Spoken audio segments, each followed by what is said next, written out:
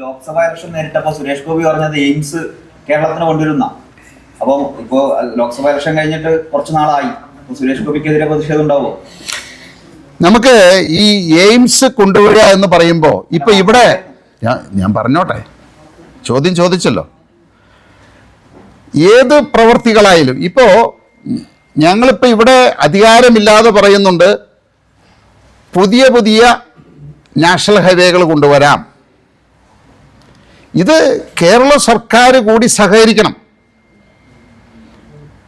അപ്പോൾ എയിംസ് ഇപ്പോഴും കൊണ്ടുവരാനായിട്ട് പറഞ്ഞിട്ടുണ്ടെങ്കിൽ തീർച്ചയായിട്ടും അത് കൊണ്ടുവരാൻ സാധിക്കും. അതിന് ഇവിടുത്തെ സർക്കാരാണ് അതിന് സഹകരിക്കേണ്ടത്. അല്ലാതെ കേന്ദ്ര സർക്കാർ അവിടെ നിന്ന് എയിംസ് ഉണ്ടാക്കി ഇവിടെ കൊണ്ടുവന്ന് പ്രതീക്ഷിക്കാൻ പറ്റില്ല. അതിൻ്റെ സ്ഥലം കണ്ടെത്തൽ മുതൽ അതെവിടെ വേണമെന്നുള്ളത് മുതൽ അങ്ങനെയുള്ള പല കാര്യങ്ങൾ തീരുമാനമെടുത്ത് അതിനുള്ള നിയമനിർമ്മാണങ്ങൾ നടത്തുന്നതൊക്കെ സംസ്ഥാന സർക്കാരാണത്.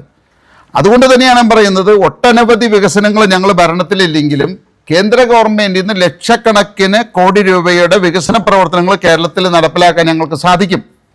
പക്ഷേ അതിന് തടസ്സം നിന്നാൽ അല്ലെങ്കിൽ അത് വേണ്ട എന്ന് പറഞ്ഞാൽ ഒന്നും ചെയ്യാൻ സാധിക്കില്ല.